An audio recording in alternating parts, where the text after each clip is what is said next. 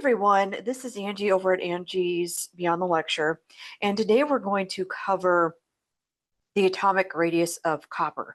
So this is sort of a riff on a video I did last week where we worked with, it was another crystalline structure, I'm blanking on what it was, but we had to figure out density based on some data on the particular structure we were looking at, and I think it was a body-centered type structure. Now we're doing a face-centered cubic structure, and we're looking at copper. So copper, it has a density of 8.96 grams per centimeters cubed.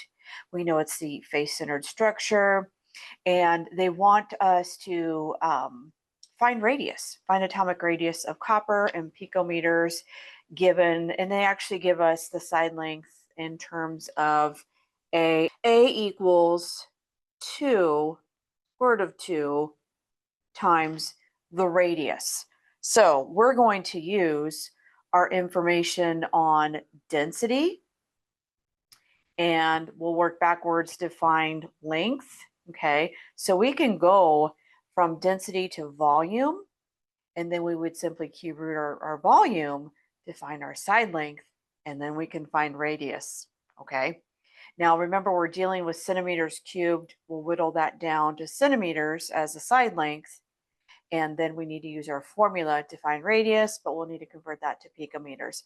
This is a pretty, I found this particular question on an old exam, and I do remember the student coming to me some time ago, and we're going over the missed problems that she had on this exam, and this one was a pretty tough one. Okay, so we're going to go over what we have here, and we have various options here in the picometers range, anywhere from 125 to 134 picometers.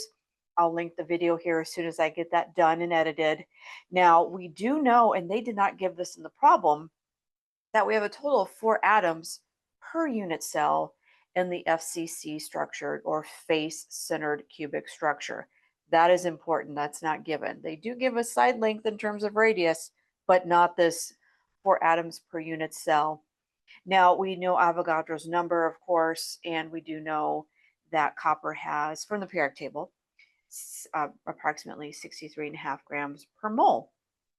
And again, I wrote down here for reference, if you happen to pull this up on my website, that we need to find the side length, and we can tie that in and find R, since we have side length in terms of R algebraically.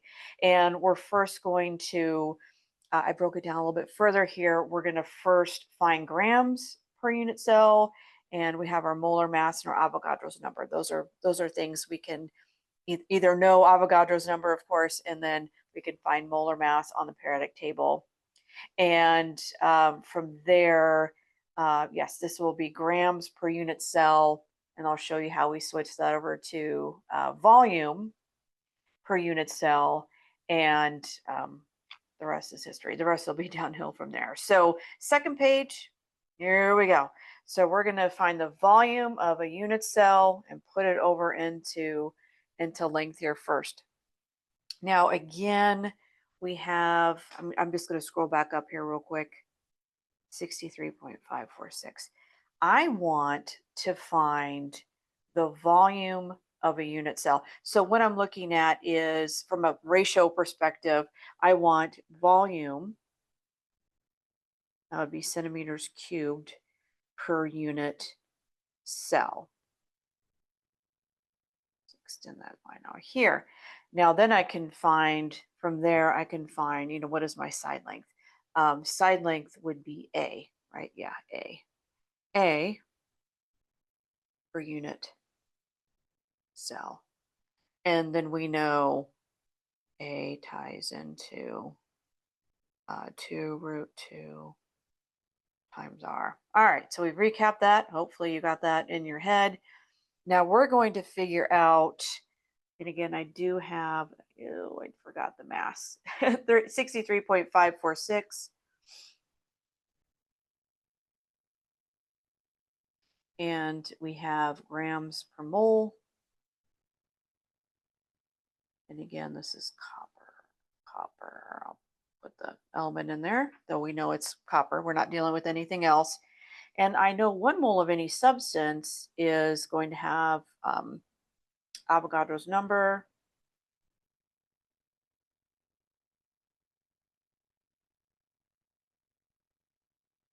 This will tell me how many grams of copper I have per atom.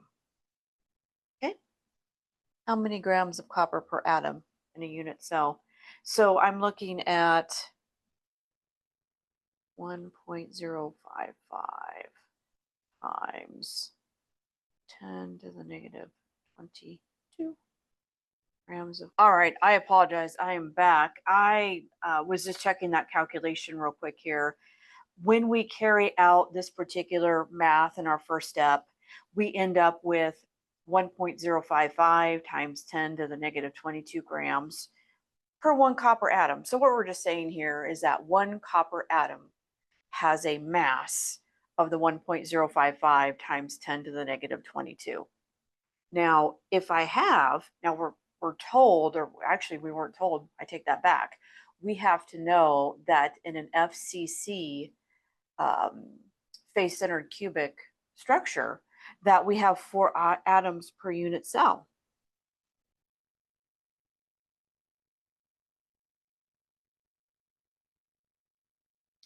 Okay, so we just take that resulting number, multiply it by 4.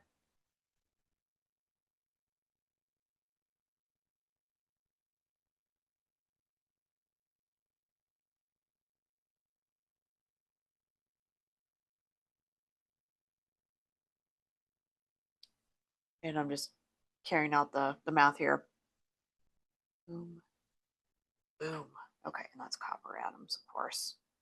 All right, so I now know I have a particular mass per unit cell. And what ties mass to volume? What ties mass to volume? I'm going to write this up here on the top.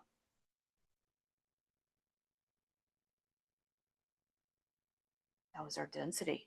So if I have a particular mass, a particular, like in this case, it's a unit cell, I can say, okay, well, I know for every 8.96 grams of my copper, I have a certain volume, right? So for every, going back up here to the top, now P is rho, and that's a common density notation here. I could just say D for density, all right? So we have 8.96 grams for every 1 cubic centimeter. I'm just going to flip that to suit my needs here in this conversion, where I'm going to say on the bottom, the denominator of this conversion right here, I'm just talking right here, 8.96 grams of copper occupies a volume of 1 centimeter cubed. Okay. And copper, yeah, copper. Always check your units, make sure they cancel out. And so we're just dividing out our given 4.22 times 10 to the negative 22. We'll divide it out by 8.96. All right, we get 4.71 times 10 to the negative 23 centimeters cubed. All right, per unit cell. I think we can stop here as far as notating it's per unit cell. So now we know we have a cube, right? And I know it occupies a particular volume, right? We can call it A. Our side lengths are A. I know A cubed is equal to this volume. I'm going to scroll down a bit here. Some space. And I'm simply going to put in that answer and cube root it. So on my TI, I'm just going to go to the cube root function here. You hit math and then option 4 and then put in that answer. Now you get A is 3.611 times 10 to the negative 8. Okay, so now we're kind of in the realm of picometers. We know picometers is 10 to the negative 12 meters. Okay, so we know we're on the right path here. So this is our side length, right? The battle is almost won. And we just need to relate side length to radius. And we've already talked about that. And we know what A equals in terms of R, but I need R. So I'm just going to divide both sides by 2 root 2. And that's 2 times root 2. Sorry. Okay. So R equals A over 2 root 2. I'm going to take my answer divided by 2 root 2. Okay. So I have 1.276 times 10 to the negative 8. Okay, we're talking centimeters here, right? Our side length A, 3.611 times 10 to the negative 8 centimeters. And we have done our math manipulation to find radius. All right, so we're getting there. You can probably see the answer, what the answer is going to be here. If I round it to 3 significant figures, I have 1.28 times 10 to the negative 8 centimeters. Almost there, guys. I'm going to convert, I want to say 1 meter has 100 centimeters. And then just convert that to picometers. 1 meter has 10 to the 12, or 1 times 10 to the 12 meters. And that should flush out here. Let's check my math. Divide out by 100, times it by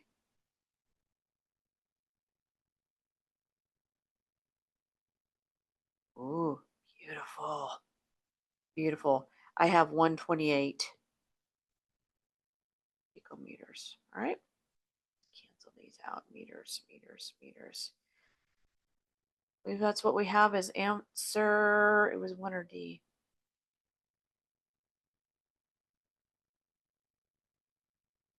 Aha. All right. All right, y'all. Thank you very, very much for watching this video. I'm going to recap this real quick and then sign off. So we used density to calculate the length of our unit cell, and then used what we know about the length of our unit cell to determine R. We have a formula for that. And we did need to know that we have 4 atoms per unit cell or cube. And then basically figuring out, okay, if we have our length, we can find R. And then at that point, you just need to remember to convert centimeters to picometers. Please like and subscribe if you'd like to see more content on this. This will probably be the last one I will do for crystal structures, unless I get a specific request to do this. So thanks for watching. Have a great day and happy studying.